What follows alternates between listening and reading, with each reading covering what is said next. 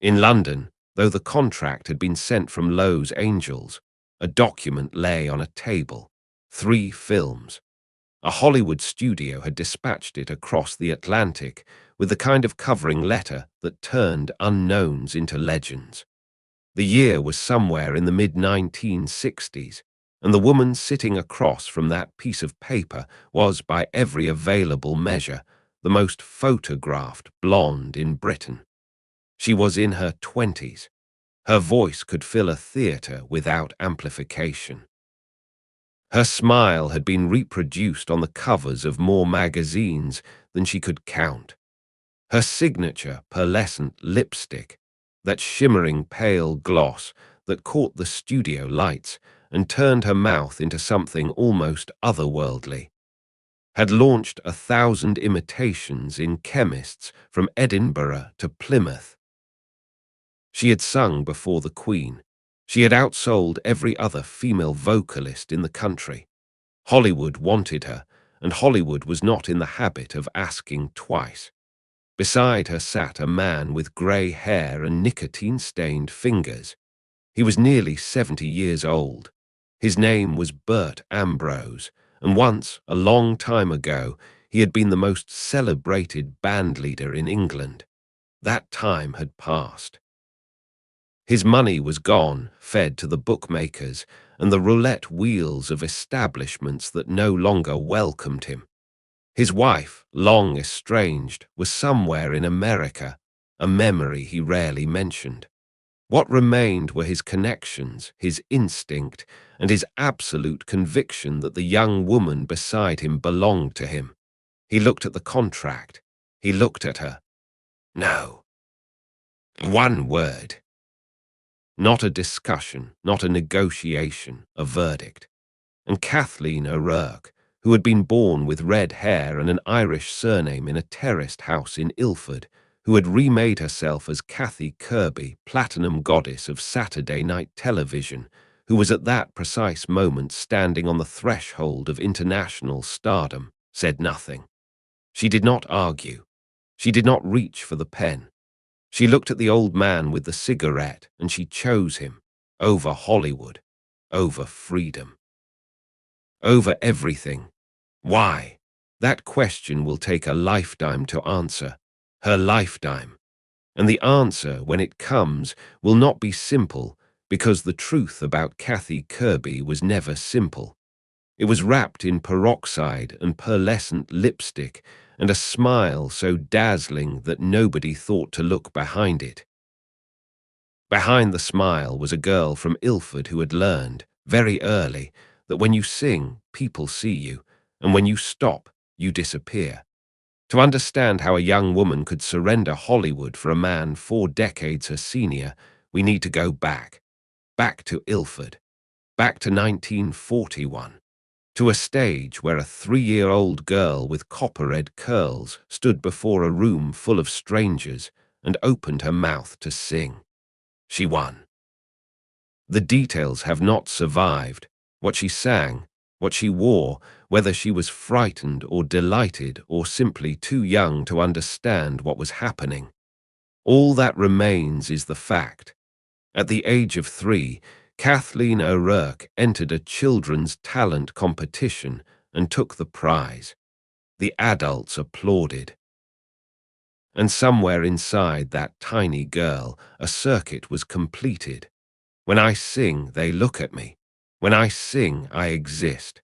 It was October 1938 when she came into the world, the 20th of October in the Essex borough of Ilford, on the eastern edge of London. The timing was not auspicious. Within 12 months, Britain would be at war. Within 2 years, the Luftwaffe would be dropping bombs on the East End, and the streets where little Kathleen took her first steps would shake with the concussion of high explosives. The family name was O'Rourke, as Irish as a Galway afternoon. Some records give her full birth name as Catherine Ethel O'Rourke, though most settle on Kathleen. Even at the level of official paperwork, there was uncertainty about who this girl really was. a confusion that would follow her for the rest of her days. Of her parents, almost nothing is known, not because the records have been lost, but because Kathy herself never spoke of them.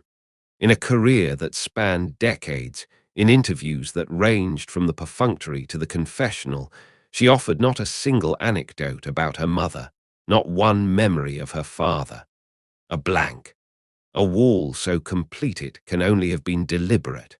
Another locked door, another room she refused to enter in public. What we do know is the world she grew up in.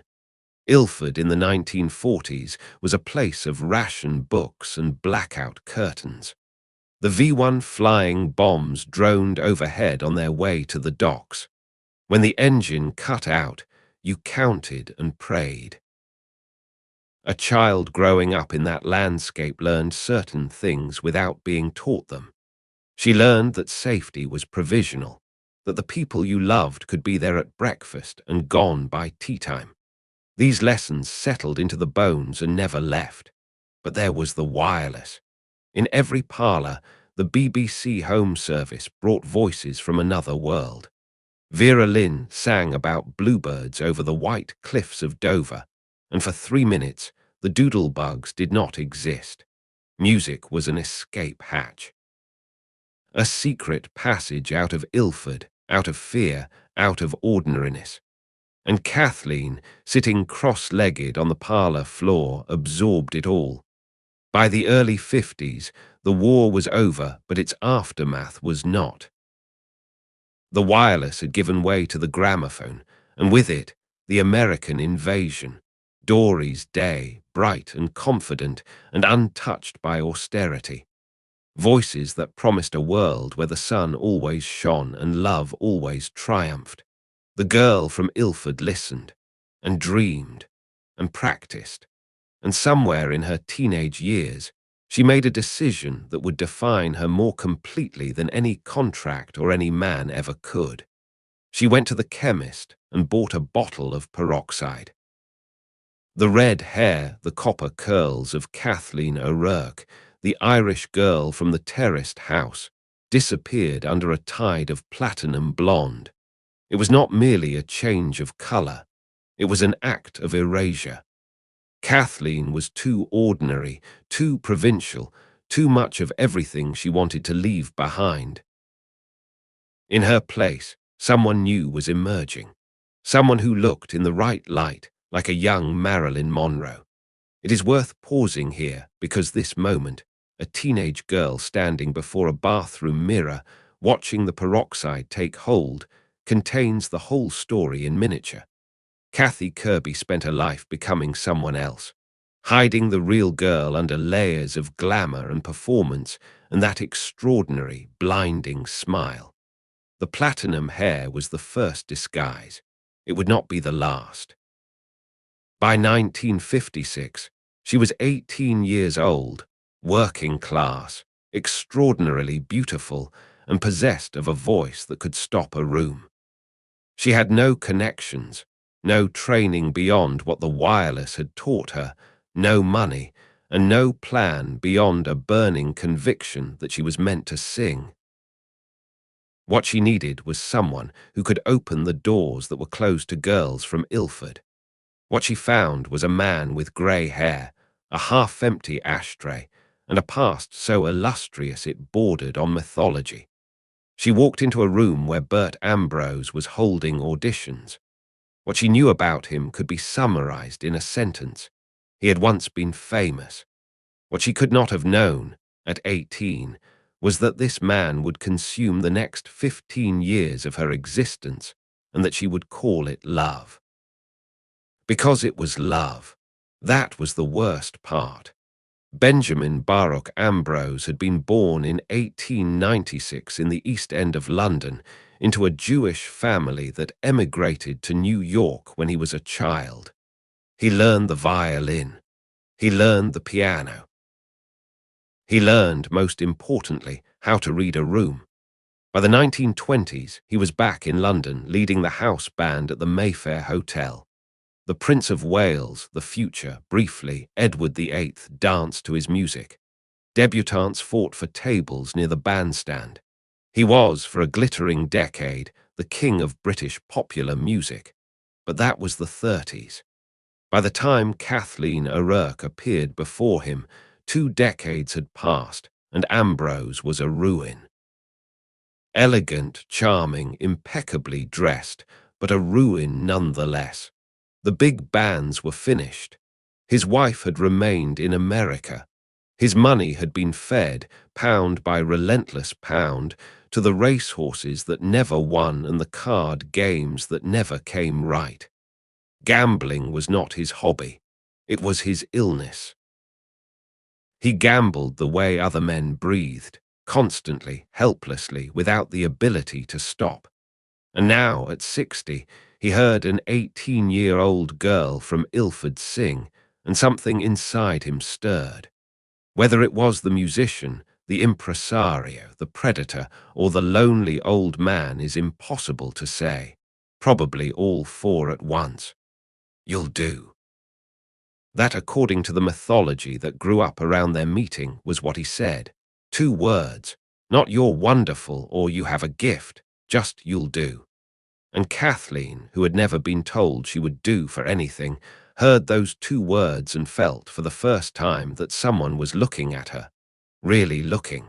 Within weeks, she had moved into his flat. Within months, he was managing every aspect of her career.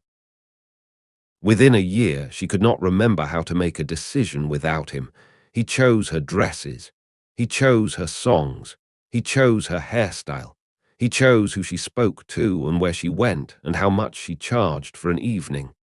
"Sing it again," he would say, cigarette in hand, eyes half closed. "Slower, like you mean it." And she would sing it again, because he told her to, because his approval was the only currency she understood. To the outside world, their arrangement was, at best, eccentric, a beautiful teenager living with a man old enough to be her grandfather. Ambrose was still technically married. There could be no wedding, no public acknowledgement. Their love would remain hidden, unspoken, a secret love. He controlled everything. Every contract passed through his hands. Every penny she earned went into accounts he managed, and managed is a generous word for what he did with money. She did not see her own earnings. She did not negotiate her own fees. When she was tired after a show and wanted to go home, his word overruled hers, because his voice was the only voice that mattered.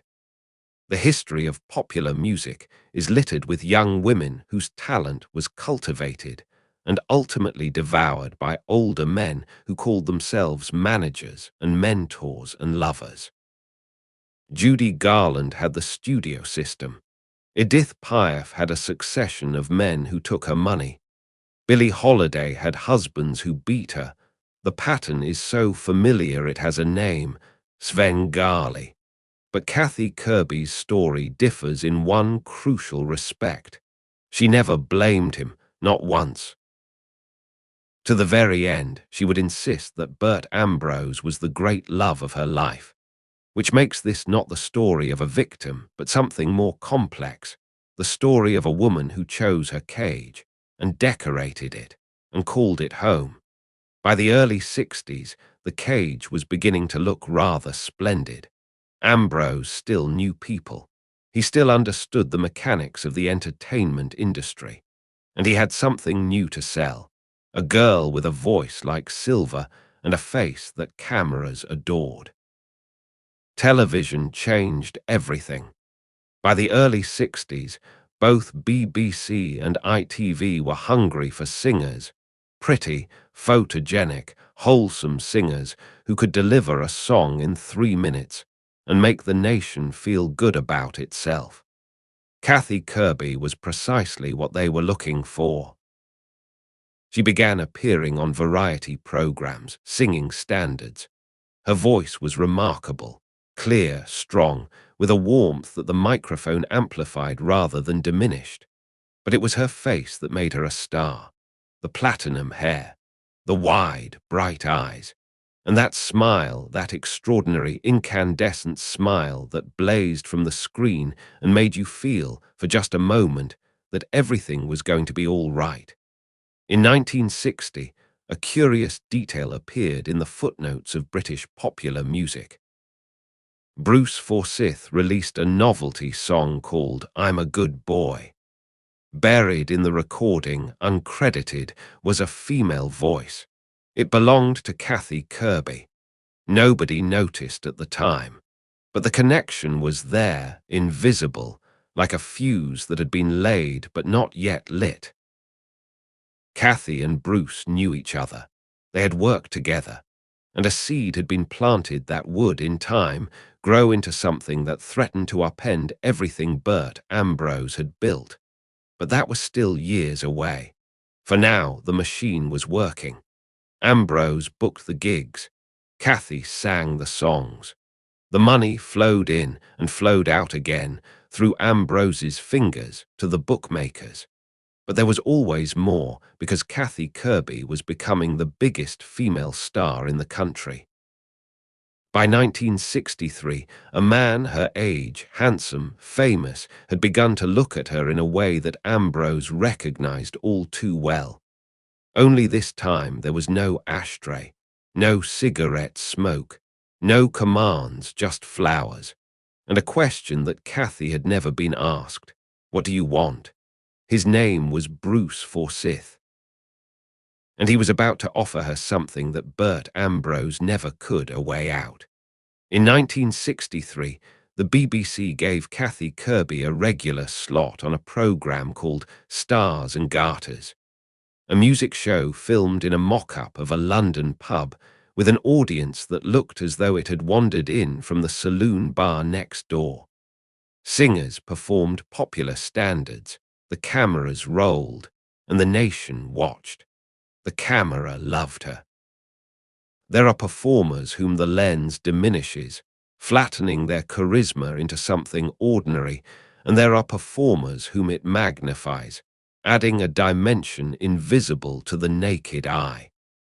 She belonged, emphatically, to the second category. When the camera found her face, the wide-set eyes, the impossibly white teeth, the lips gleaming with that signature gloss, the living room shrank. The rest of the program fell away. There was only her and that voice and the feeling that she was singing to you alone. Millions were watching, and millions were falling quietly and collectively under her spell. Her first significant chart success came that year, Dance On. Reached number 11 in the United Kingdom charts, a bouncy, effervescent number that captured the uncomplicated joy of the early 60s. But her next single changed everything. Secret Love. The song was not new. Doris Day had recorded it a decade earlier for the film Calamity Jane, and 100 singers had covered it since. But when Kathy sang it, shoulders back, chin raised, exactly as Ambrose had taught her, the song ceased to be a cover version. It became a confession. Once I had a secret love, she sang, and she did. A man 4 decades her senior, a man she could not explain to anyone, a man whose existence in her life was known but never discussed, acknowledged but never understood. Every time she sang those words, she was telling the truth, the only way she knew how, wrapped in melody and someone else's lyrics, hidden in plain sight. The single reached number 4 in early 1964. It was her biggest hit. It would remain her biggest hit.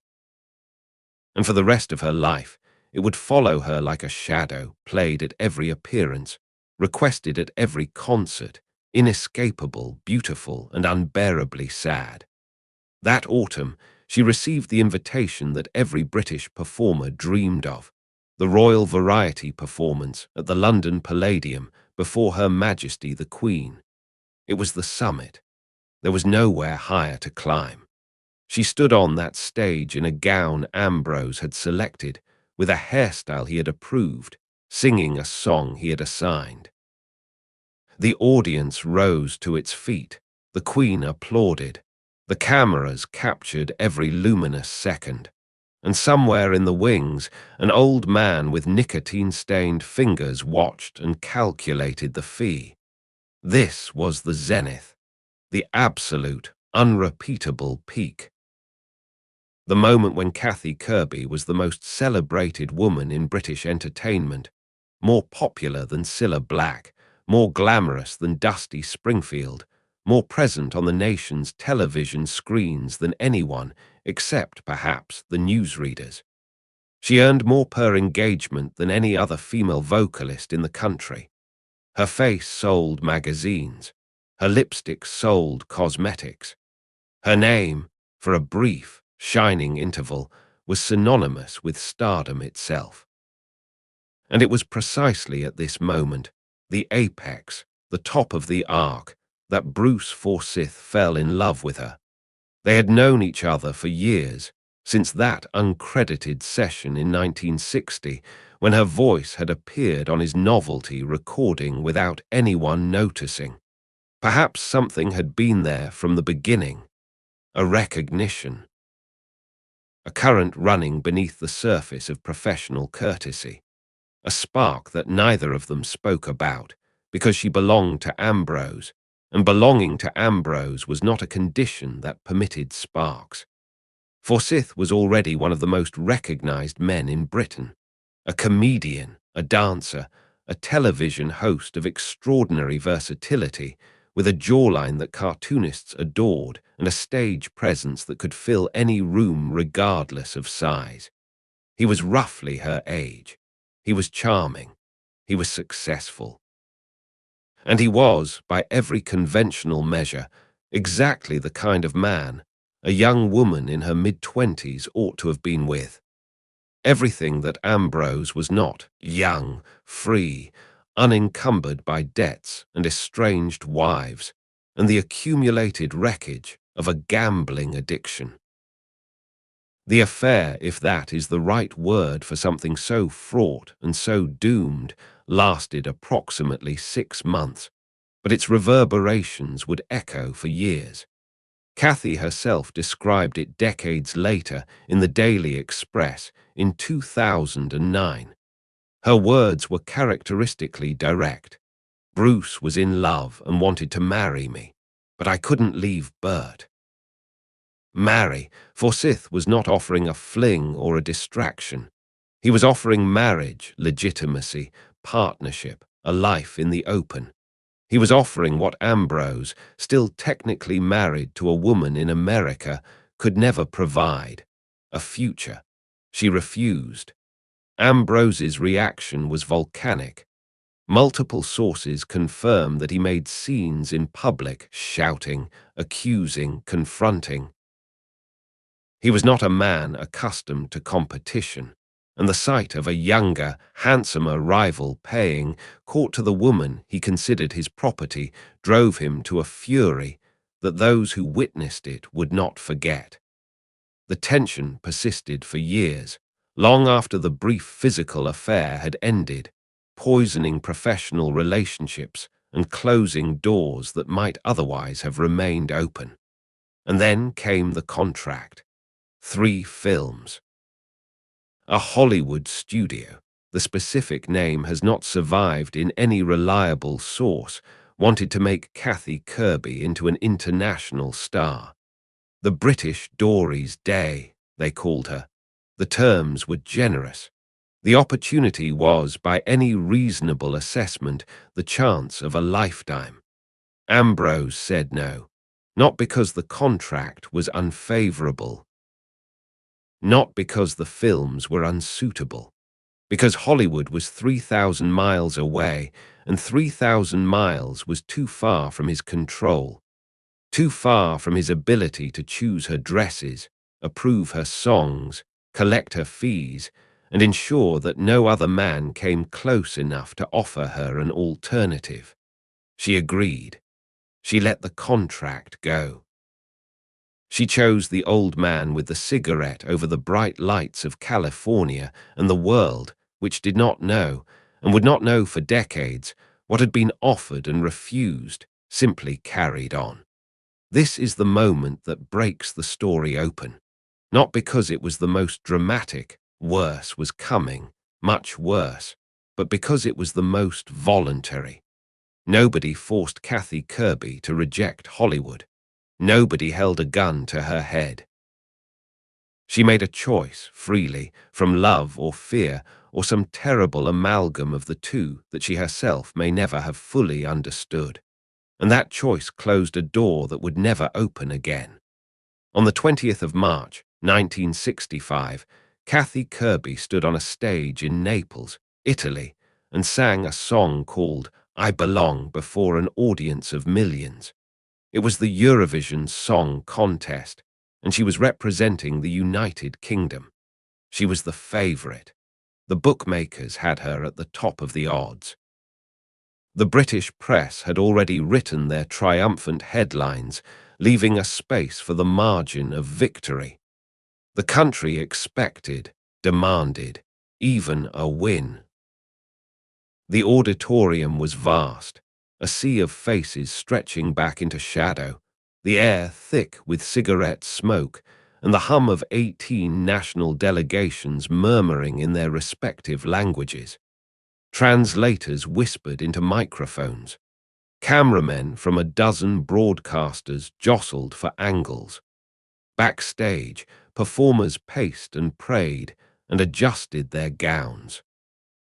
The atmosphere crackled, part concert, part sporting event, part diplomatic theatre in which every song was an ambassador and every vote a small act of foreign policy. When Kathy's turn came, she walked to the microphone. The gown shimmered under the Neapolitan lights. The orchestra struck the opening bars. She took a breath, one breath, held for a fraction of a second longer than necessary, the way Ambrose had taught her, building anticipation the way a conductor builds silence before the downbeat, and then she sang. For 3 minutes, watching her on that stage, it seemed impossible that she could lose. The voice was flawless. The performance was commanding. The gown was immaculate. She inhabited the song the way she inhabited every song, completely, without reservation, as though nothing else in the world existed except the melody and the microphone and the vast, expectant darkness of the auditorium. She finished second. The winner was France Gall, representing Luxembourg, not even France, but Luxembourg, with Poupée de Sire, Poupée de Son, a confection written by Serge Gainsbourg that was clever and catchy, and to British ears profoundly undeserving of the prize. The voting, conducted by national juries rather than the public, had the faintly political flavour that Eurovision votaries had been complaining about ever since. Britain felt cheated. Kathy felt devastated. What happened backstage is a matter of some dispute.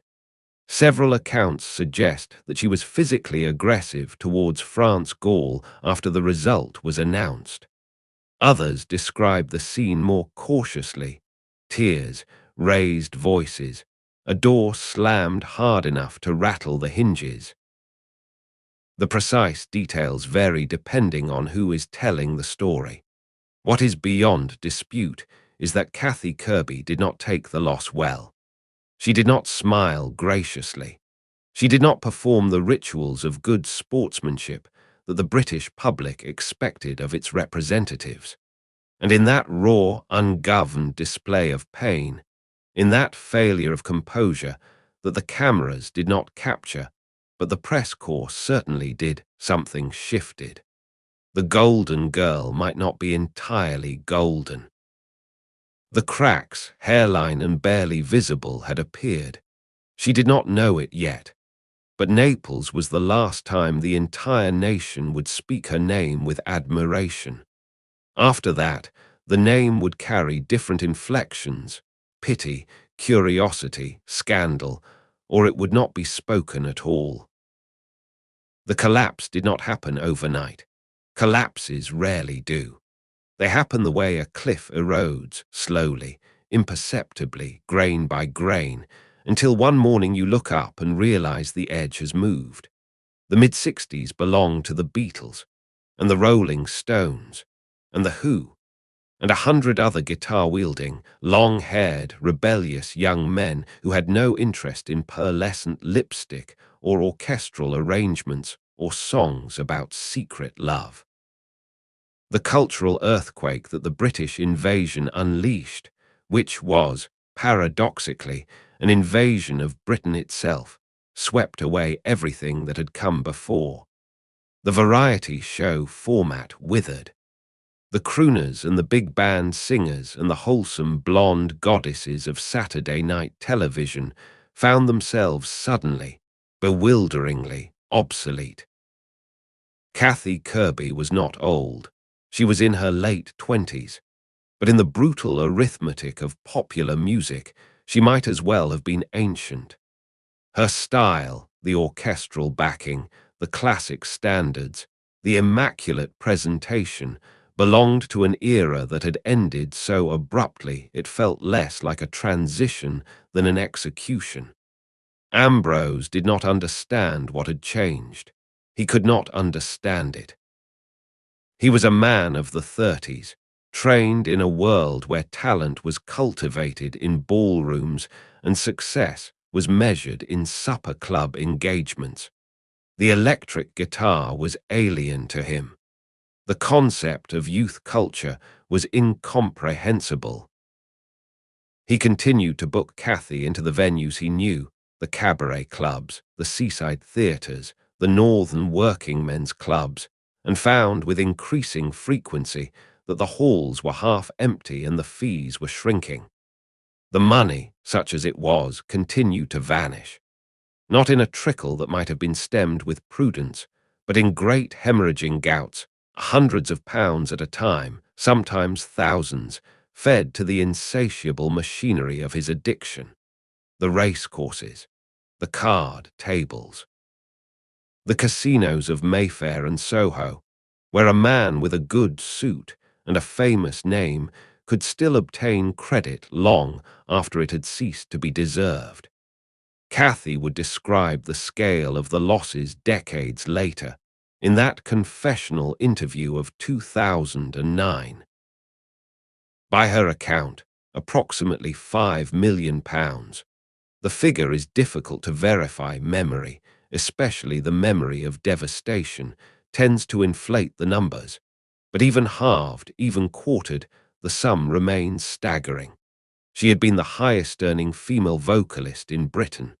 Every penny had passed through the hands of a man who could not stop gambling and out the other side. Imagine a scene. A provincial club, somewhere in the north of England, 1968 or 69. The audience is sparse. The stage is small. The spotlight serves mainly to illuminate the cracks in the scenery. Kathy sings. Her voice has not diminished. Her technique remains impeccable. The songs are the same ones she sang at the Palladium before the Queen. But the room holds 40 people, and half of them are talking. Afterwards, in the store cupboard that serves as a dressing room, a mirror, a single bare bulb, a chair with a torn cushion, she opens her handbag and finds the envelope, the one containing her fee. It has been opened.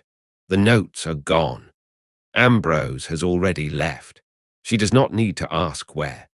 This happened not once but many times in many different rooms across many different years. The details changed, the city, the club, the amount, but the shape of the evening remained the same. She sang, he took, she stayed, he gambled, and the distance between who she had been and who she was becoming grew wider with every empty envelope. In 1971, in Leeds, Bert Ambrose died of a heart attack. He was 75 years old. No detailed account records the precise circumstances, whether he was at the races or visiting acquaintances or simply passing through. The details are sparse, and we shall not embellish them. She never described the moment she received the news. Not in any interview, not to any journalist, not in any unguarded aside. The silence around his death is as complete as the silence around her childhood, another locked room she refused to enter in public. We do not know if she wept. We do not know if she felt relief and hated herself for it, or grief and hated herself for that too. She said nothing, and the nothing lasted for 38 years. What she would eventually say, in that single interview in 2009, when the silence finally broke, we shall come to in time. For now, it is enough to record that when Ambrose died, the scaffolding that had held Kathy Kirby's life in place collapsed entirely. There was nothing, no person, no structure, no habit to prevent her from falling. She fell. She continued to work. There were bookings, fewer than before, in smaller venues for diminishing fees. She travelled by train. She arrived at clubs where the stage was a raised platform at one end of a room that smelled of beer and carpet cleaner. She put on her dress, still elegant, still carefully chosen, though no longer chosen by Ambrose, and she applied her makeup, and she walked out under whatever lights were available and sang. The audiences were kind. They applauded. They requested secret love. And she sang it every time, because refusing would have meant explaining, and explaining would have meant confronting a truth she was not yet ready to face.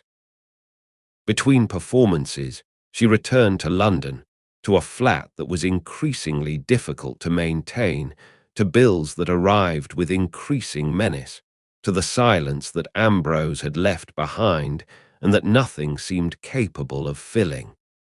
She was discovering, for the first time, the basic mechanics of adult existence: how to read a contract, how to dispute a bill, how to negotiate a fee. Ambrose had handled everything. Now Ambrose was gone, and the skills she needed to survive were skills she had never been permitted to acquire. Somewhere in the middle of this wreckage, she met Frederick Pye. Fred Pye was a former police officer who had become a writer. He was approximately her age. He was ordinary, blessedly, mercifully ordinary, without a gambling addiction, without a Svengali complex, without any apparent desire to control anyone. He was, in almost every respect, the opposite of Bert Ambrose, and perhaps that was the point. Perhaps Kathy thought that if she chose the opposite of what had destroyed her, she might find what would save her. They married in the mid-1970s. The exact date has never been published. No source records the day or even the year with certainty. What is known is that it was her only legal marriage, and that it ended. What ended it was a loss so private that Kathy could barely bring herself to mention it, even decades later. In the interview of 2009, she spoke of it in a single sentence. No details, no dates, only the bare, unbearable fact: there had been a child, and the child was gone. A miscarriage or a stillbirth, she did not say, and no one pressed her. The marriage did not survive. Fred Pye left, or she asked him to leave, or they simply reached the point where sharing the same room was no longer possible. The details are lost. What remains is the outcome. By the middle of the decade, Kathy Kirby was alone. Unmarried, childless, and in 1975 officially bankrupt. The money was gone. The husband was gone. The child was gone. The man who had controlled her and loved her and ruined her was gone. At 37, she possessed a name that people still recognized, occasionally, with a faint wrinkle of nostalgia, and a voice that nobody was paying to hear. The years that followed pushed her further from the light. She drifted. The trajectory was not dramatic. There were no tabloid meltdowns, no paparazzi photographs of mascara-streaked breakdowns on Kensington pavements. She simply became less visible, month by month, like a photograph left in sunlight, the colors fading so gradually that you only noticed they were gone when you looked for them. And then in 1979, the quiet disintegration became suddenly, brutally public. She was arrested. The charge was prosaic, an unpaid hotel bill. The amount was not large. The circumstances, as Kathy would later insist, were a misunderstanding. She maintained it was an error, someone else's debt attributed to her by mistake. Whether she was right about the bill is, in the end, almost irrelevant. What matters is what happened next.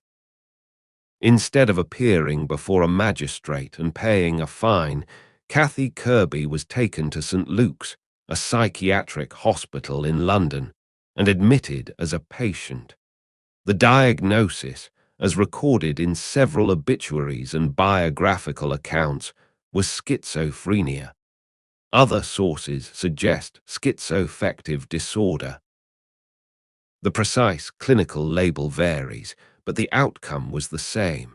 The woman who had sung before the Queen, the woman who had represented her country at Eurovision, the woman whose smile had illuminated Saturday evenings for millions.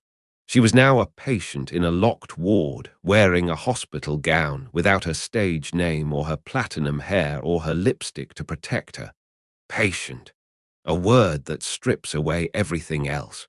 Not singer, not star, not even Kathy.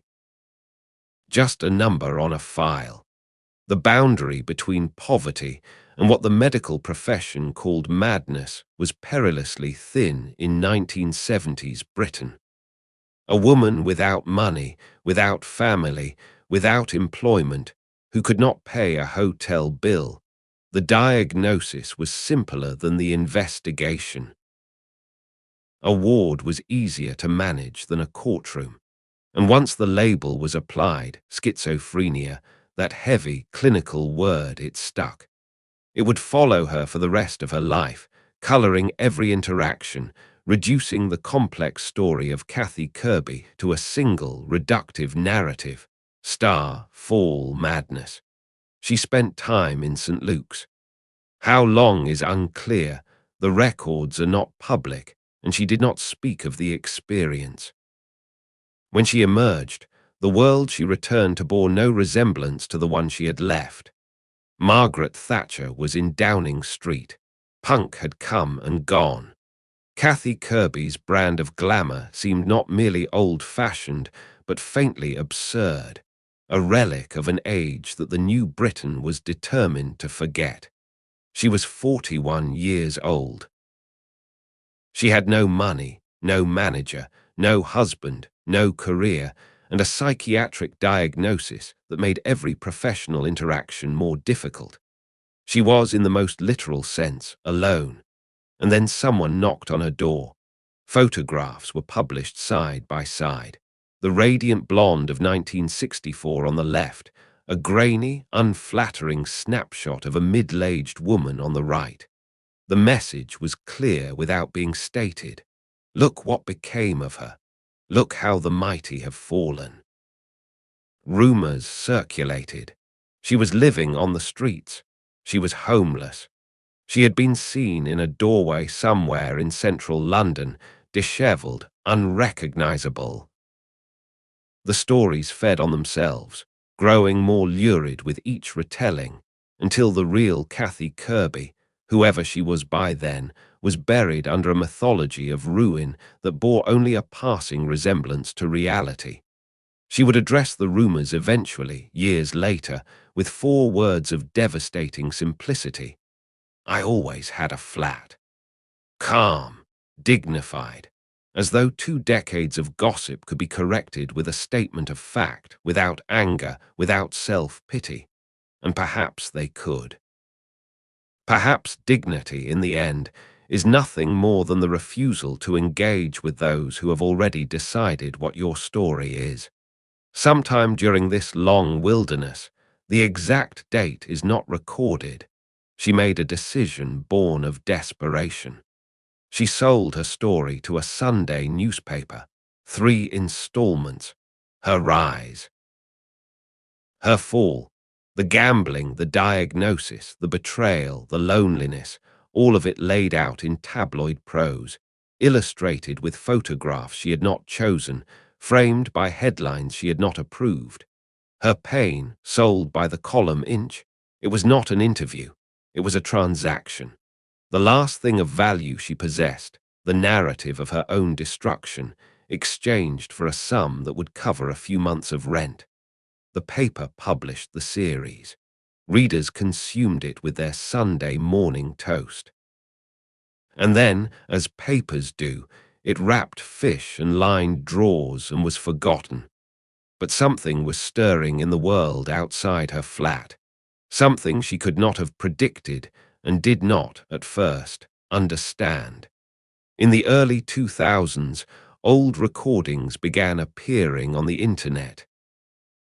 Someone, a collector, a fan, an archivist with a turntable and a broadband connection, had digitized Kathy Kirby's singles and uploaded them to the nascent platforms that would eventually become YouTube.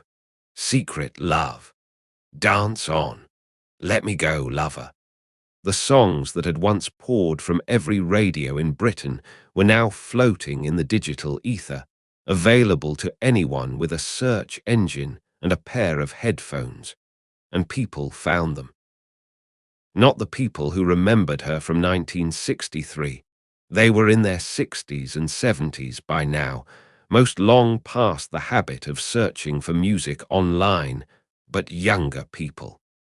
People in their 20s and 30s who had never heard of Kathy Kirby, who stumbled upon a recording and stopped what they were doing and listened.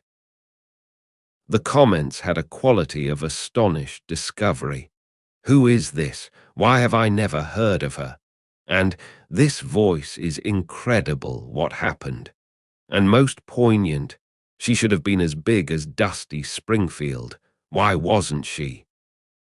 The questions hung in the digital air, unanswered. Kathy did not own a computer.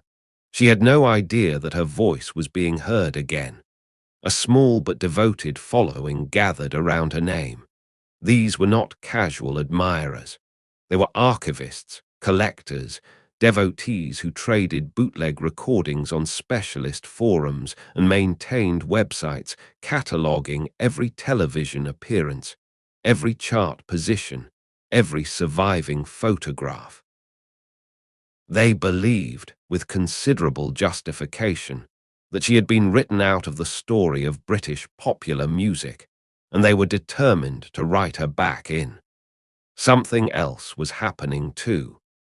In the shifting cultural landscape of the early 21st century, Kathy Kirby was being reclaimed by a community that understood, intuitively, what her story meant. The gay community, or more precisely, the cultural wing that had always been drawn to a particular kind of feminine icon. The doomed blonde, the tragic diva, the woman whose public brilliance concealed private devastation, recognized in Kathy a figure of almost archetypal significance.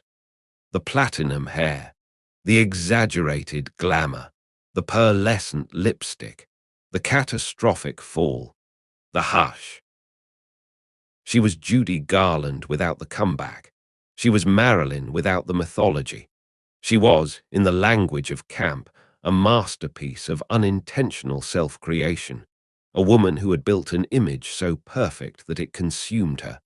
She became, without knowing it, a gay icon. The irony was exquisite. A woman who had spent her entire life concealing her true self had become a symbol for people fighting for the right to reveal theirs. The years turned. 2005, 2007, 2008. Kathy remained in her flat, invisible. And then, in 2009, something changed. A journalist from the Daily Express made contact. How, whether by letter, by telephone, through an intermediary, or simply by knocking on her door is not recorded. What is known is that Kathy agreed. For the first time in decades, she agreed to speak. The interview took place in her flat. Imagine the scene. A small room modestly furnished, the accumulated evidence of a quiet life, books, a radio, a kettle. A journalist with a notebook sitting across from a woman of 70. Not the platinum goddess of television legend, not the smiling creature of the 60s, but a woman, small, white-haired, dressed in ordinary clothes. Her eyes, though, her eyes still held something, a brightness, a flicker of the girl who had stood on a stage at 3 years old and discovered that singing made her visible.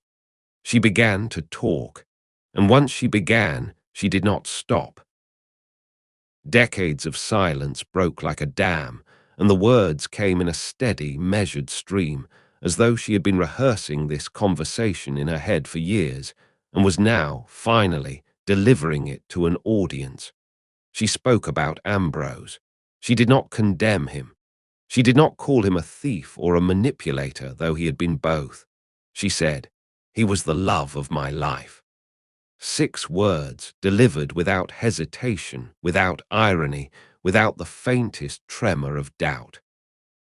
After everything, the gambling, the control, the Hollywood contract refused, the fortune squandered, the life derailed, she loved him still, or loved the memory of him, or loved what she believed he had been.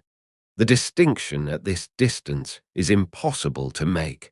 She spoke about Bruce Forsyth.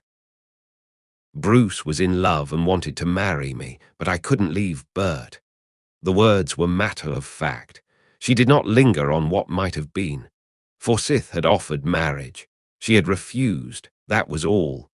She spoke about Hollywood, 3 films, a career that could have spanned continents. She did not weep.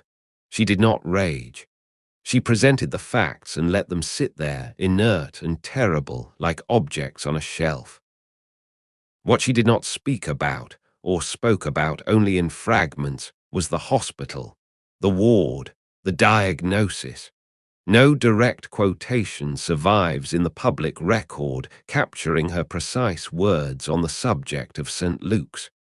What is clear from the tone of the interview is that she rejected the narrative of madness imposed upon her. She had not been insane. She had been alone. And loneliness, she seemed to imply, was not the same thing as illness, no matter what the doctors wrote on their forms. The journalist sat and listened and wrote. And when the interview was over, when the recorder was switched off and the notebook was closed, Kathy Kirby had done something she had not done in 30 years. She had told her own story, not the tabloid version, the lurid, pitying, rise and fall version that sold newspapers.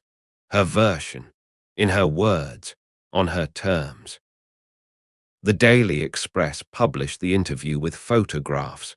Then and now, inevitably, because the media cannot resist the visual cruelty of that juxtaposition. Readers consumed it. Some were moved. Some were merely curious. Some clipped the article and put it in a drawer, meaning to think about it later. The world, having listened, moved on. There was no comeback. No producer telephoned with a recording contract. No television program invited her to perform. The interview changed nothing in the machinery of her daily existence. The flat remained small, the pension remained thin, the days remained quiet. She had spoken, and the speaking had been its own reward. But one person did not move on. Kathy's niece, whose name has remained private, a small mercy in a story stripped of so many privacies, had read the interview, or heard about it, or had simply been carrying for years the accumulated weight of knowing that her aunt was alone and aging, and had finally reached the point where inaction was no longer tolerable. She telephoned. She visited. She sat in the small flat in South Kensington and looked at her aunt, this woman who had once been the most famous singer in Britain, who now lived on benefits in a rented room, and made a decision. "There's a place," she said, "in Twickenham." The place was called Brinsworth House, and it was run by the Royal Variety Charity, the same organisation that staged the Royal Variety performance, the same stage where Kathy had sung before the Queen nearly half a century earlier. The house existed for exactly this purpose, to provide a dignified home for entertainers who had given their careers to the public and found themselves, in old age, without the means to care for themselves. Kathy resisted at first. The flat in South Kensington, cramped and lonely as it was hers. It was familiar. It was the last space she controlled. Leaving it meant surrendering the final illusion of independence. But the niece was persistent, and Kathy was tired, and in the end she agreed. She packed whatever she wished to take.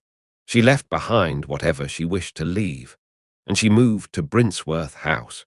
The building was comfortable without being luxurious. Fresh flowers in the hallway, a television murmuring in the lounge, the smell of cooking at midday. The other residents were people like her, or more precisely, people who had once been like her. Former actors, singers, comedians, dancers. Men and women whose names had once appeared on marquees and in the radio times, who now moved through the corridors with the careful pace of people for whom the world had become smaller and quieter. Some of them remembered her. One imagines, though no source confirms it, moments of recognition across the dining room. A tentative, weren't you?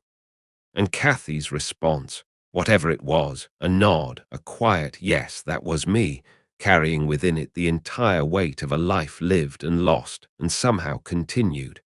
For the first time in 30 years, she was in a place where people understood what it meant to be recognized and then forgotten. They did not pity her. They did not marvel at her fall. They simply knew. One afternoon, we do not know when, and perhaps it does not matter, someone in the communal lounge turned on the radio, and the song that came through the speakers was Secret Love. Not her version, perhaps, or perhaps it was. The melody filled the room, and the residents looked up from their newspapers and their tea, and for a moment the air was thick with something that none of them could have named: memory, loss, recognition, the strange alchemy by which a 3-minute song can contain an entire world. Whether Kathy was in the room, whether she heard it, whether she smiled or looked away or simply carried on, the record is silent. But the song was there, as it had always been, following her. She sat in the chair by the window. She looked out at the garden. The horse chestnuts were putting out their candles of blossom, white and pink, absurdly festive. The Thames was nearby, brown and unhurried. It was spring. She waited. May in Twickenham is a gentle thing. The gardens soften. The horse chestnuts along the residential streets put out their candles of blossom, white and pink, absurdly festive, as though the trees are celebrating something the rest of us have not been told about. The Thames is nearby, brown and unhurried, carrying its freight of history towards the sea. It is the kind of place where nothing urgent happens, where time moves at the pace of an afternoon walk, where the loudest sound on a weekday is the clatter of a magpie on a rooftop. Brinsworth House sat in this landscape like a well-kept secret, known to few, visited by fewer, its residents hidden from a world that had once demanded their presence. The rhythms of the place were gentle, predictable, kind. Breakfast at 8, lunch at 12:30. Tea in the afternoon, with biscuits on a plate, in a communal lounge where the armchairs were deep and the television murmured in the corner. A piano stood against one wall. Nobody played it very often, but it was there, like a promise or a memory. The staff moved through the corridors with the quiet efficiency of people trained in a particular kind of discretion. They did not ask about the past. If a resident wished to speak of the stages they had graced, the audiences they had commanded, the names they had once seen in lights, the staff listened. If a resident preferred silence, they respected it. Kathy, for the most part, preferred silence. She had been there only a short time, weeks, perhaps months. The precise duration has not been recorded in any public source, and the other residents were still learning the shape of her. She attended meals. She sat in the lounge.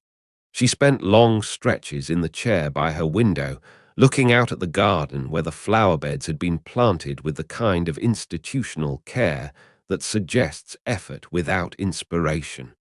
Daffodils in spring, roses in summer. Evergreen shrubs to fill the gaps between seasons.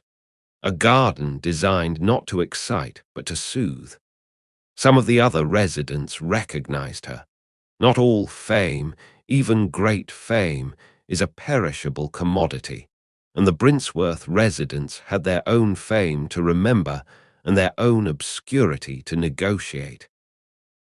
But some of them, the ones who had worked the same circuit in the same era, knew the name and the face.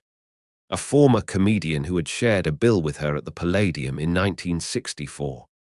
A dancer who had appeared on the same variety program decades ago in another life. These people looked at Kathy Kirby across the dining room and saw not a stranger but a mirror, someone who had been where they had been, who had known the lights and the applause and the long, bewildering silence that followed. One imagines, though no source confirms it, small moments of connection, a nod across the table, a word exchanged in the corridor. "I remember you," someone might have said, or simply, "You sang beautifully."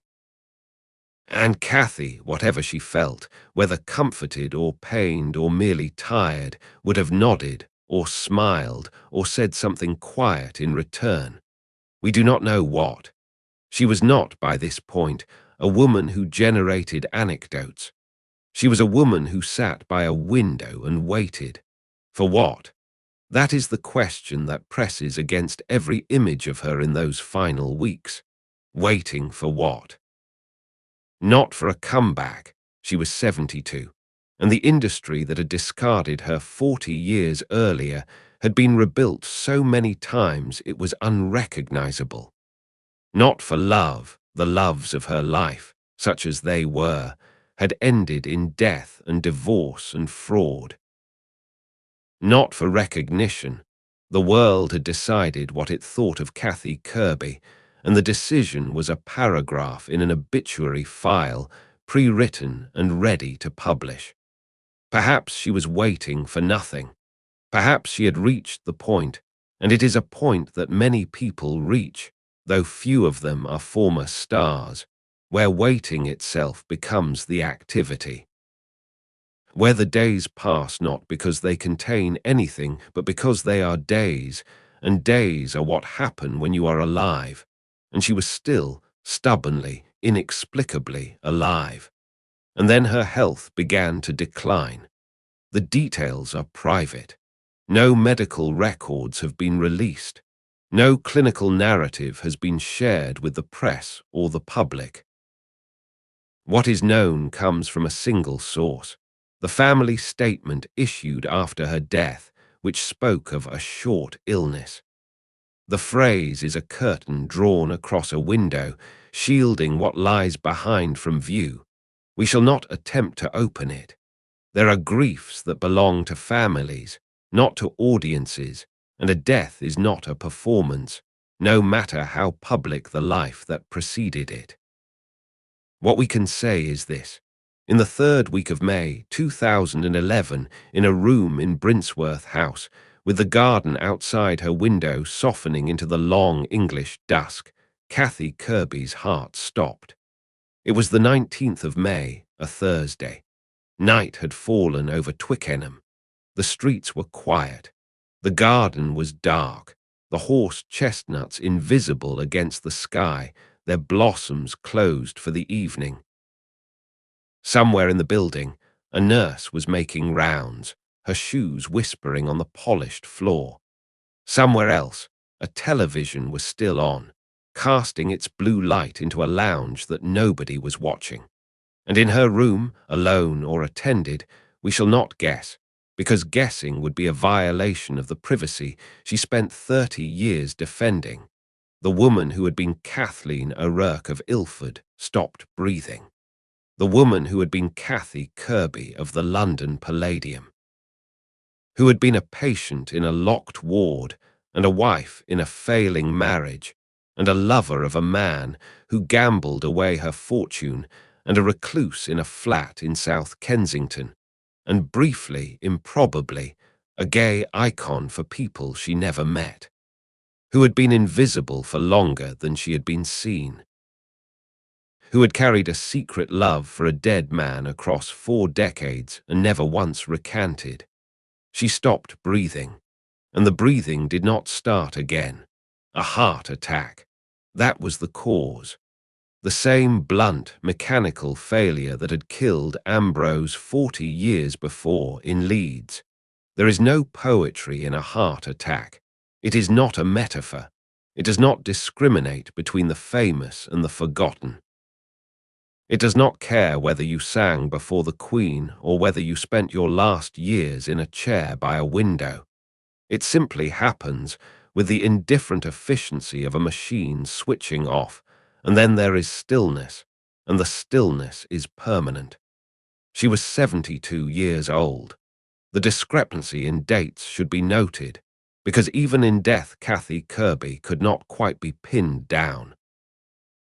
Most authoritative sources, The Guardian, The Independent, the BBC, the statement released by her family, record the date as the 19th of May. Wikipedia and the Daily Mirror give the 20th. The difference amounts to a few hours, a bureaucratic distinction between the moment of dying and the moment of being declared dead. She expired on the boundary between 2 days, as she had lived on the boundary between 2 worlds, the one that remembered her and the one that did not. The news reached the press the following morning. The obituaries appeared with the practiced swiftness of an industry that had been expecting this moment. The broadsheets had their files ready, pre-prepared, pre-checked, the quotes selected and the facts verified, because the British media maintains, with characteristic efficiency, obituary drafts for public figures whose deaths are anticipated. Kathy Kirby's file had been sitting in a drawer, or more likely in a database, for some time.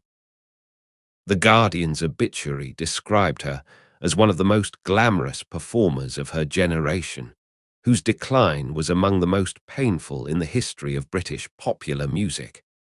The Independent called her a woman who could have been Britain's answer to Marilyn Monroe, and who became, instead, a cautionary tale. The Daily Telegraph noted her extraordinary voice, her ill-fated Eurovision appearance, and her long, sad withdrawal from public life.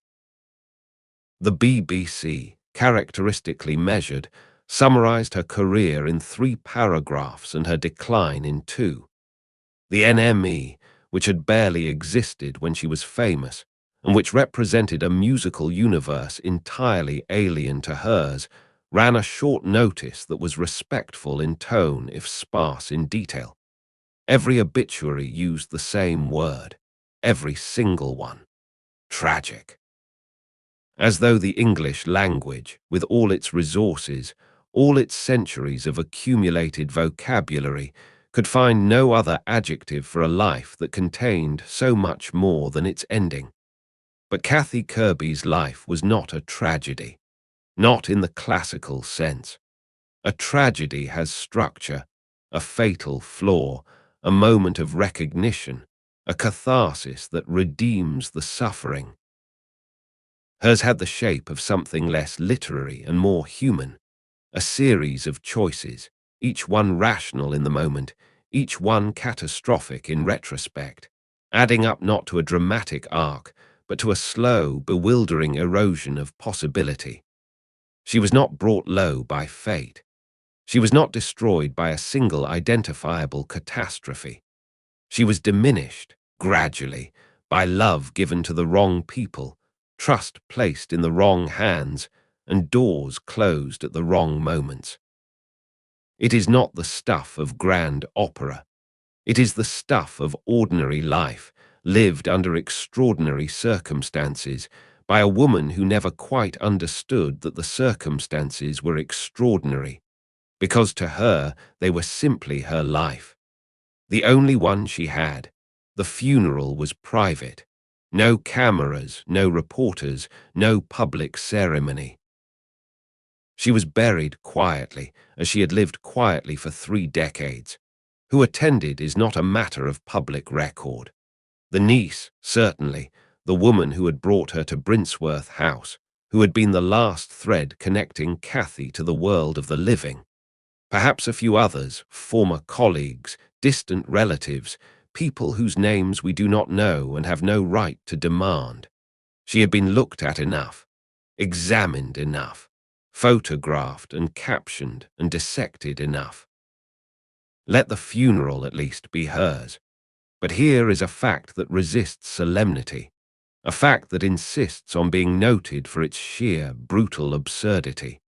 In the days following her death, according to multiple reports, sales of Secret Love on digital platforms surged by several thousand%.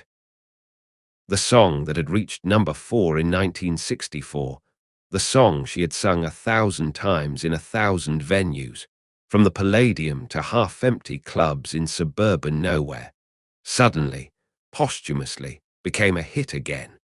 People who had never heard of Kathy Kirby, who could not have picked her out of a photograph, who knew nothing of Ambrose or Forsyth or Naples or St. Luke's, were downloading her voice onto their phones and listening to it on the tube, on the bus, on the walk to work.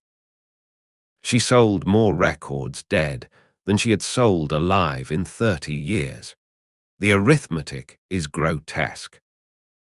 It suggests something uncomfortable about the way we value artists, not when they are present, struggling, needing, but when they are safely gone and can no longer make demands on our attention or our conscience. A dead singer is the perfect singer. She requires nothing. She forgives everything. She can be consumed without obligation, admired without responsibility, mourned without the inconvenience of having to actually help. We did not buy her records when she was living in a bedsit in South Kensington, surviving on benefits and tinned soup. We bought them when she was safely in the ground, when our money could no longer reach her, when our admiration was too late to matter. But the voice on those recordings did not know any of this. The voice was 25 years old, captured on magnetic tape in a studio in London in 1963 or 64, preserved in the amber of analog technology.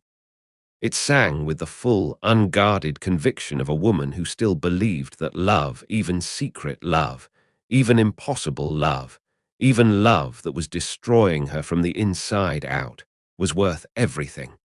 Worth the career, worth the money, worth the freedom, worth the decades of silence that followed. That voice endures. It is still there, on the streaming platforms and the video sharing sites, between the algorithms and the advertisements, waiting to be found. It has outlived Ambrose. It has outlived the casinos where he squandered her fortune. It has outlived the BBC studios where she performed, most of which have been demolished or repurposed. It has outlived the tabloids that mocked her, the psychiatrists who diagnosed her, the club owners who underpaid her, and the industry that discarded her. The voice is the last thing standing, the one part of Kathy Kirby that time could not touch. One might ask what would have happened if she had signed that contract. 3 films, Hollywood, the British Dory's Day. Would she have been happy? Would she have escaped the pattern that defined her? Would she have found, in the sunshine of California, a life that the grey skies of post-war England could not provide? We do not know. We cannot know. The question belongs to a version of the universe that does not exist and never will.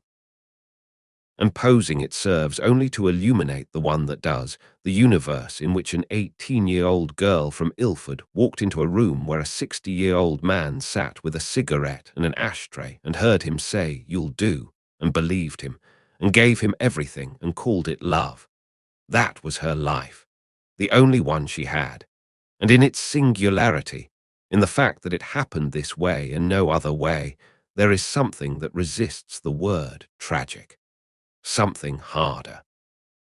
Something more durable. Something that might, if we are generous, if we are willing to look past the tabloid headlines and the side-by-side photographs and the neat, pitying narratives of rise and fall, be called dignity. The dignity of a woman who made her choices and lived with them, who did not recant, who did not apologize, who sat by a window in a house in Twickenham in the last spring of her life and looked out at the garden and waited and did not complain. There is a recording.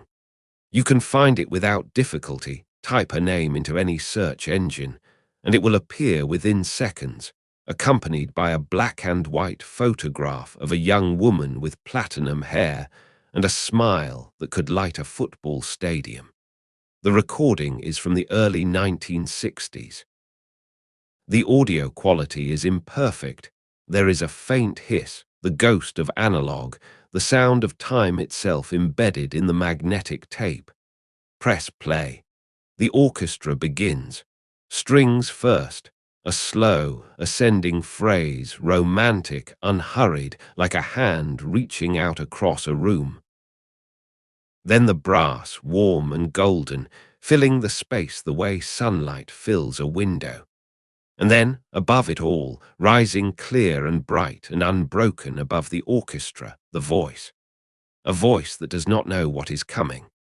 That has no idea about the gambling, the betrayal, the hospital, the 20 years of invisibility, the small flat, the cold tea, the tabloid headlines, the empty rooms, the chair by the window. A voice that knows none of this.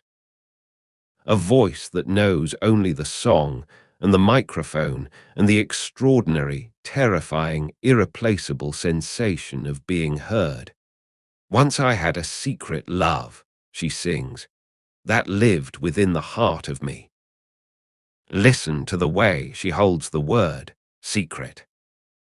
Not rushing it, not swallowing it, but letting it sit on the tongue for a fraction of a second longer than the melody requires, as though the word itself is precious, as though it is not merely a lyric, but a confession, offered to a room full of strangers who will never know what it cost her. All too soon my secret love became impatient to be free. The strings swell, the brass deepens, and her voice rides above it all, effortless and luminous, the way a bird rides a thermal not by fighting the air but by trusting it. She is 25 years old. She is in love with a man who is destroying her. She is the most famous woman in Britain. She is standing on the edge of everything, the peak and the precipice at once, and she does not know it. She simply sings. 3 minutes. That is all it takes. 3 minutes out of 72 years. A ratio so vanishingly small it should be meaningless. But it is not meaningless. Those 3 minutes contain everything, the hope, the surrender, the beauty, the waste, the stubbornness, the grace. They are the concentrated essence of a life that sprawled across 7 decades and ended in a room with a view of a garden.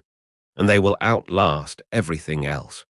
The debts, the diagnoses, the tabloid cuttings, the obituaries, the opinions of people who never met her and never will. The 3 minutes will remain.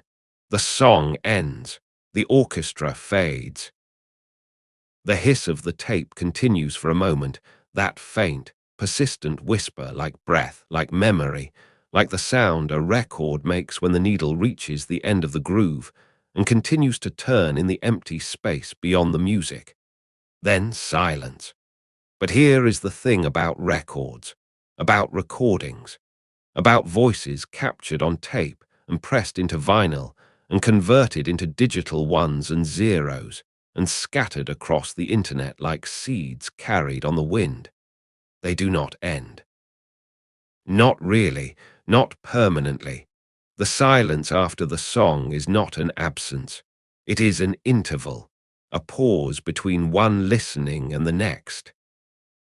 Somewhere right now, in a kitchen in Manchester, in a car on the M25, in a bedroom in Tokyo, in a cafe in Buenos Aires, someone is hearing Kathy Kirby's voice for the first time. Someone is stopping what they are doing. Someone is thinking, who is this? Where has this been? How did I not know? And the voice answers. Not with words, it has no words left, only the ones that were written for it 60 years ago, but with something older than words. Something that does not require explanation or context or biography. Something that simply enters the ear and travels to the heart and says, I was here, I sang, I was alive.